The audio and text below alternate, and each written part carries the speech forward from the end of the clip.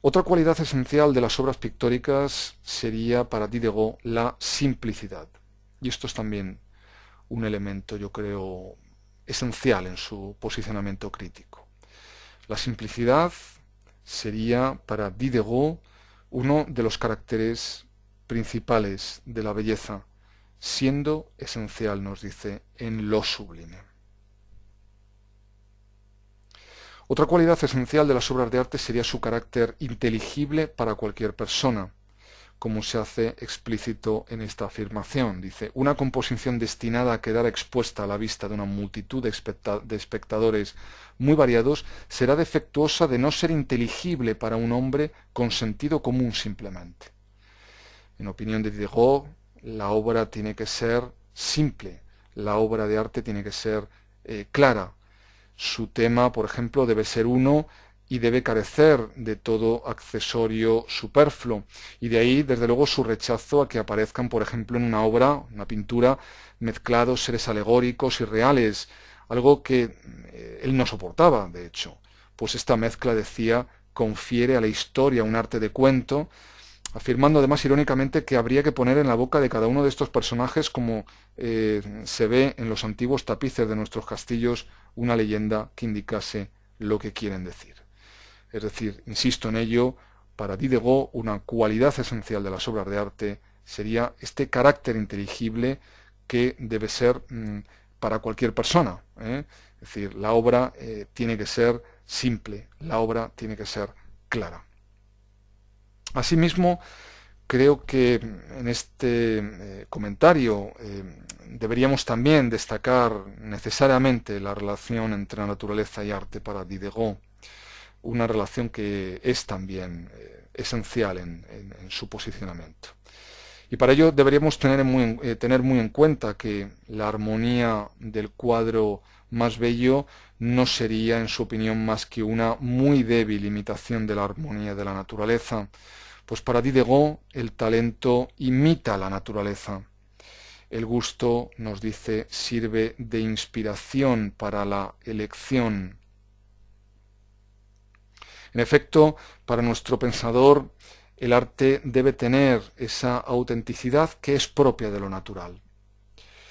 Como ejemplo, nos propone Diderot una kermesse de Teniers, quizá esta que aparece en la imagen o alguna otra parecida, y sobre la que escribe lo siguiente, dice, podréis ver un número prodigioso de figuras ocupadas, todas en acciones diversas.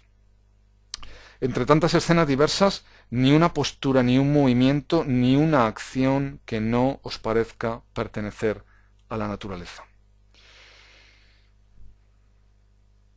Algo que también ejemplificará Diderot con los paisajes de Vernet, pintor que para Diderot es como la naturaleza en cuanto a la autenticidad. Sus noches, escribirá, son tan impresionantes como sus bellos días. Sus puertos son tan bellos como excitantes sus obras de imaginación. Un pintor siempre armonioso, dice, vigoroso y sabio, del mismo modo que los grandes poetas, esos hombres singulares en quienes el juicio equilibra tan perfectamente la inspiración que jamás son ni exagerados ni fríos.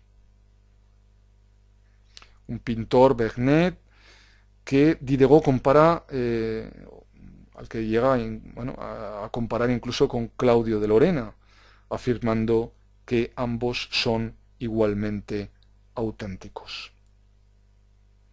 Esta cuestión de la autenticidad nos obliga pues a hablar, aunque sea brevemente, de la verdad, del concepto de verdad.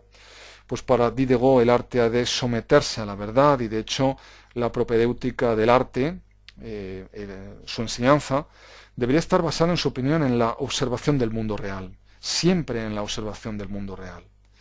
Y de ahí lo que escribe sobre el aprendizaje de las artes, que va exponiendo a lo largo de sus escritos sobre la pintura. Dice Diderot, 100 veces estuve a punto de decirles a los jóvenes alumnos con los que me encontraba a camino del Louvre, con su portafolio debajo del brazo, amigos míos, ¿cuánto tiempo lleváis dibujando allí? 2 años. Pues bien, es más de lo necesario.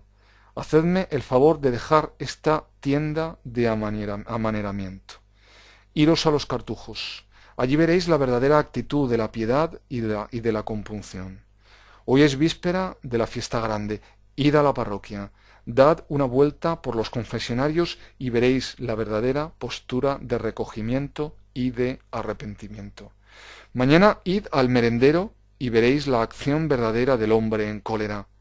Buscad las escenas públicas. Sed observadores en las calles, en los jardines, en los mercados, en las casas, y allí recogeréis ideas justas del movimiento real en las acciones de la vida. Consideraciones todas estas que, bueno, saltan a la vista, que de alguna manera están anticipando muchas décadas lo que va a venir con las propuestas del realismo y que, bueno, serán defendidas por autores como Champfleury o Proudhon, pero ya en el siglo XIX. Es más, para Diderot es en los años de dibujo en la academia con modelo cuando los artistas adquieren, dice él, el amaneramiento en el dibujo. Dice Diderot, todas estas posturas académicas, forzadas, afectadas, preparadas, todas estas acciones expresadas fríamente y torpemente por un pobre diablo, y siempre por el mismo pobre diablo, pagado por venir 3 veces a la semana a desnudarse y a servir de maniquí a un profesor, ¿qué tienen en común con las posturas? ¿Qué tienen en común con las acciones de la naturaleza?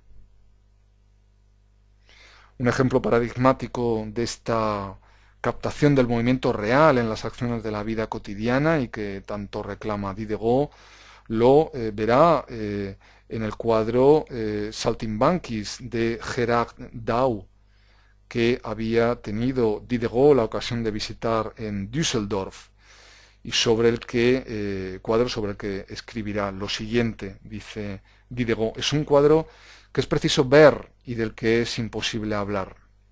No es una imitación, es la cosa, pero con una verdad de la que no se tiene idea, con un gusto infinito. Hay en sus figuras, continúa Diderot, rasgos tan finos que se buscarían inútilmente en un género más elevado. Nunca he visto la vida expresada con más fuerza. Apostillando a continuación, Diderot que lo verdadero de la naturaleza es la base de lo verosímil del arte. Algo que justificará, por ejemplo, o que justificaría, por ejemplo, que un retrato pudiera tener el aire, un aire triste, sombrío, un aire melancólico, sereno, porque estos estados, de alguna manera, son permanentes. Pero, sin embargo, si en un retrato aparece alguien que de alguna manera está riendo, ahí lo único que estaríamos viendo de alguna manera es algo que cae en lo pasajero, algo que cae en la necedad. Porque, como muy bien nos recuerda Diderot, se ríe ocasionalmente, pero nadie es de estado risueño. Y parece desde luego evidente que aquí Diderot está citando a Lessing, cuando éste en su Laoconte, publicado también en 1766, había afirmado que el arte no debe representar nada que se conciba como transitorio, ejemplificándolo precisamente con un retrato de Julien Offray de la Métrie, quien, nos decía Lessing, se dejó pintar y grabar riendo, a imitación de Demócrito, pero que, en opinión de Lessing, en ese cuadro ríe solamente la primera vez que se le ve. Es en definitiva la representación de la verdad lo que fascina a Diderot, esa verdad que ve captada en las obras de Jean-Baptiste Chardin, como en esta obra titulada Los atributos de las artes de 1765.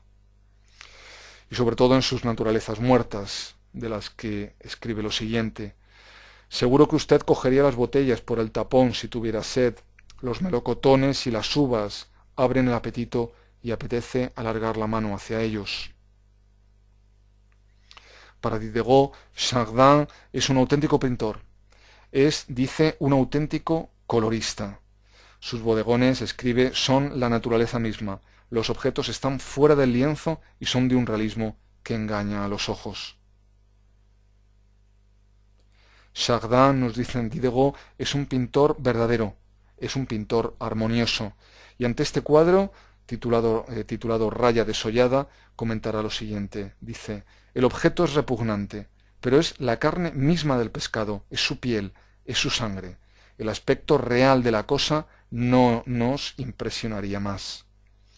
Un cuadro con el que Diderot invita a salvar, mediante el talento, la repugnancia de ciertas naturalezas. También el retrato del famoso escultor Lemoine, realizado por Quentin Latour, le parece a Diderot sorprendente por la vida y la verdad que hay en él. Sin duda escribe un gran mérito de los retratos de Latour, es su parecido, pero no es ni su principal ni su único mérito. En las obras de Latour está la naturaleza misma, está el sistema de sus incorrecciones tal como las vemos todos los días. Algo distinto sería lo que Diderot aprecia en su propio retrato, realizado por Van Loo, cuando Diderot contaba con 54 años. Pintado escribe el propio Diderot con una ropa de lujo que arruinaría al pobre literato si el recaudador de los impuestos viniera a imponerle un impuesto sobre su bata y con la posición, dice Diderot, de un secretario de Estado y no de un filósofo, añadiendo sobre, repito, su propio retrato, que ese no soy yo. Y si bien, como decía antes, Teniers, Gerard Dow, Chardin o Vernet son para Diderot hacedores de una pintura auténtica, de una pintura cargada de verdad, justo lo opuesto sería la obra de François Boucher, un pintor que sin embargo, advierte Diderot, con su elegancia, su delicadeza, su galantería novelesca, su coquetería, su gusto, su facilidad, su variedad, su resplandor, sus encarnaciones maquilladas, sus excesos, tienen que cautivar a toda esa multitud de los que son ajenos al verdadero gusto, de todos aquellos que son ajenos a la verdad, a las ideas justas, a la severidad del arte.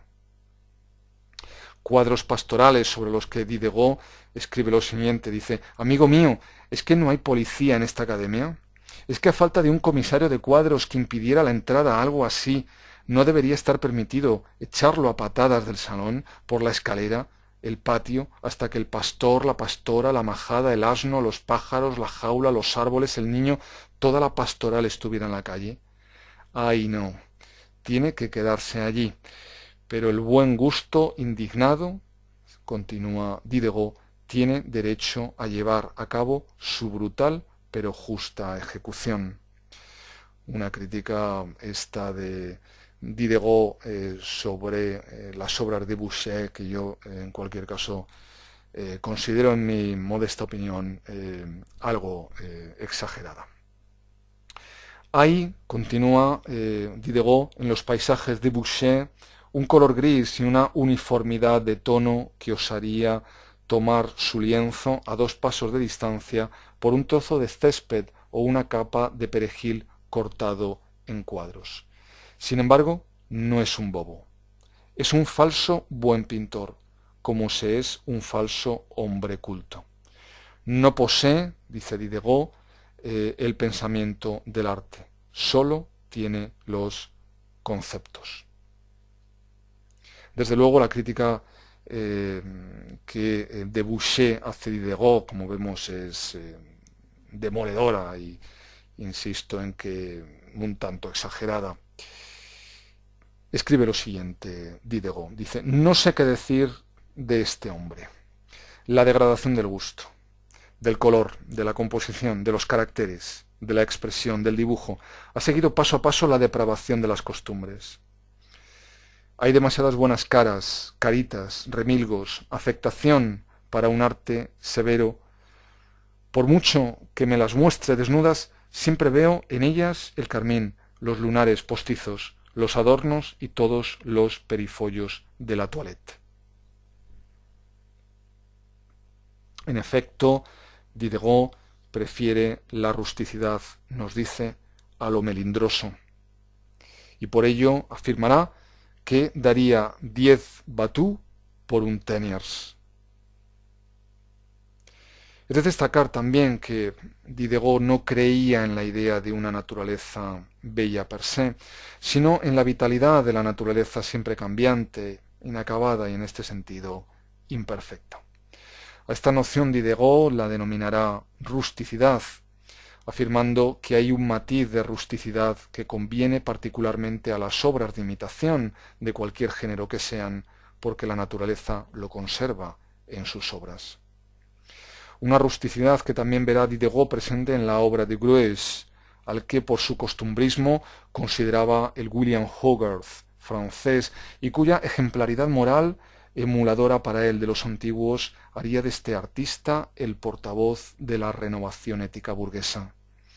Una rusticidad que otorgaría a las obras realidad y verdad, elementos fundamentales para Diderot en el arte. Así, escribirá sobre las obras de este autor lo siguiente. Dice: el fondo del drama es verdadero. Sus personajes poseen toda la realidad posible. Sus caracteres son tomados de la sociedad. Lleva su talento a todas partes, al barullo popular, a las iglesias, a los mercados, a los paseos, a las casas, a las calles. En efecto, para Diderot el arte debe ser moralizante, y de ahí su gusto indudablemente por Greuze, sobre todo respecto a los cuadros o a cuadros como este que vemos en la imagen, y sobre el que escribe lo siguiente. Dice: el género me gusta, es pintura moral. ¿No se ha consagrado el pincel bastante y demasiado tiempo al libertinaje y al vicio? ¿No debemos estar satisfechos de verlo al fin contribuir con la poesía dramática a conmovernos, a instruirnos, a corregirnos y invitarnos a la virtud? Incidiendo en esta defensa del carácter moralizante del arte, no dejará Diderot de hacer muy diversas sugerencias y de proponer consejos a los artistas en muy diversos campos. Por ejemplo, sobre la obra del pintor Boudoin, presente en el Salón de 1767, podremos leer lo siguiente. Dice: artistas, si deseáis la duración de vuestras obras, os aconsejo dedicaros a los temas honestos. Todo lo que predica a los hombres la depravación está hecho para ser destruido, y tanto más ciertamente destruido cuanto la obra sea más perfecta. Ciertamente, insisto en ello, la moral tiene o ha de ser una cualidad esencial del artista bajo la perspectiva planteada por Diderot. Para él, pues, tanto la pintura como la poesía tienen, insisto, que poseer moralidad. Y de ahí, por tanto, esas críticas lanzadas contra Boucher, a quien calificará de pintor vicioso.